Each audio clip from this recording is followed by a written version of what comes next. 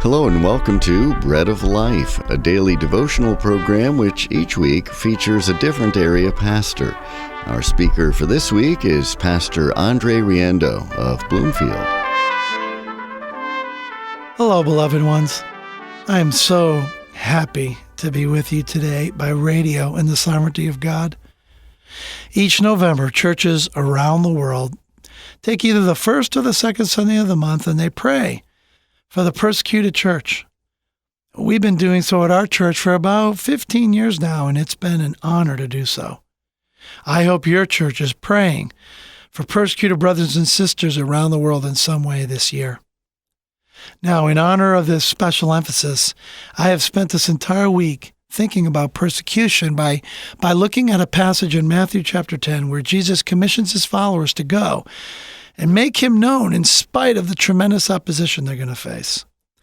Now, yesterday, we considered a few promises that Jesus gave his believers that they can stand upon. First of all, he said, don't be afraid, because everything that you do will be vindicated in the end in the courts of heaven. And then secondly, he says, don't be afraid of those who can kill the body but can't touch your soul.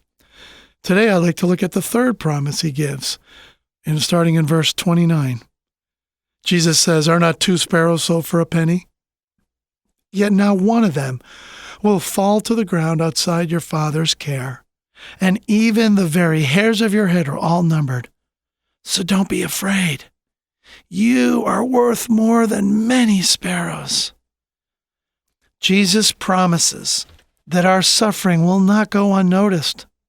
So we need not be afraid, because he says that he sees everything that happens, even to the smallest sparrows.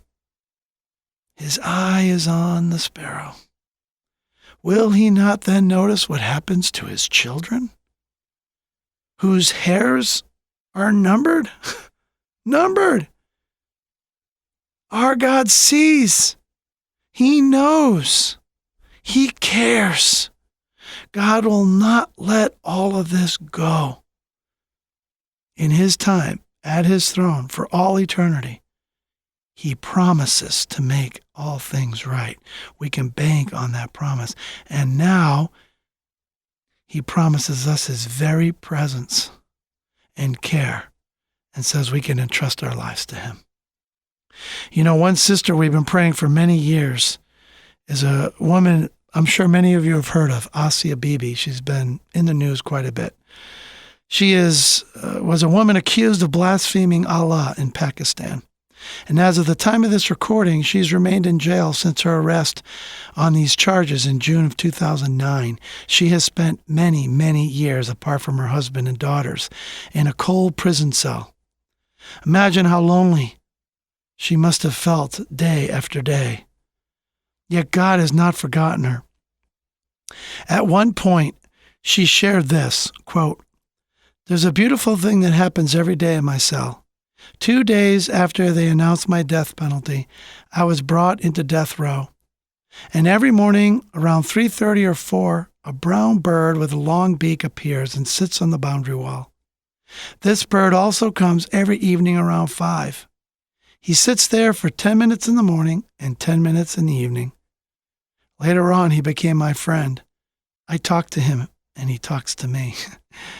As I watch this bird every day, I try to understand the meaning of him coming day after day, and I think that this is a messenger from God giving me his message. When the bird comes, I feel encouraged and peaceful. I feel comforted after his visit. I think this is a very significant sign from God," end quote. Amen. If Jesus promises that every tiny sparrow is personally cared for by the Father, will he not personally care for each of us? An older praise song reminds us, he knows my name. He knows my every thought. He sees each tear that falls and hears me when I call. He sees, he knows, he cares. And if we have eyes to see it, he can remind us even with little brown birds in prison cells. Lord, give us eyes to see your peaceful presence, even in the prison cells that we find ourselves in. Amen. You've been listening to Bread of Life, this week featuring Pastor Andre Riendeau of Bloomfield, speaking about the persecuted church. The first Sunday in November is the International Day of Prayer for the Persecuted Church.